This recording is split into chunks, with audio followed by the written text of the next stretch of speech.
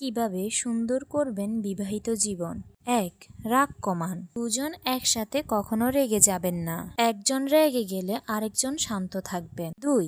সঙ্গ কাটান। একসাথে সময় কাটানোর জন্য পরিকল্পনা করুন, যেমন মুভি দেখুন, রান্না করা, শপিং করা। দিনে একবেলা টেবিলে একসাথে খাওয়ার অভ্যাস গড়ে তুলুন। ৩. ক্ষমাশীল হন। ইগোকে দূরে রেখে ক্ষমা চাওয়াটা শিখুন। ক্ষমা মন থেকে হবে, এতে সম্পর্ক মজবুত হয়। ৪. অতীত ভুল ভুলবেন। অতীতের ভুল নিয়ে বারবার আলোচনা করবেন না, খোঁটাও দিবেন না। বর্তমান সুন্দর করলে ভবিষ্যৎ সুন্দর হবে। ৫. পরস্পরের সম্মান করুন। পার্টনারকে ছোট করে কথা বলা বা মানুষের সামনে মজা করেও আঘাত দেওয়া যাবে না, বরং বেশি বেশি প্রশংসা করুন। ৬. ঝগড়া স্বাভাবিক। রাগারাগিও ঝগড়া হবে, এটাকে স্বাভাবিক ভাবুন। দিনের শেষে মাথা ঠান্ডা করে সব ভুলে শান্তিতে দিন শেষ করুন। ৭. ব্লেম গেম নয়। নিজের ভুল আগে স্বীকার করুন, নিজের কথায় ভুল আছে খুঁজে বের করুন। ৮. ইচ্ছা শক্তি।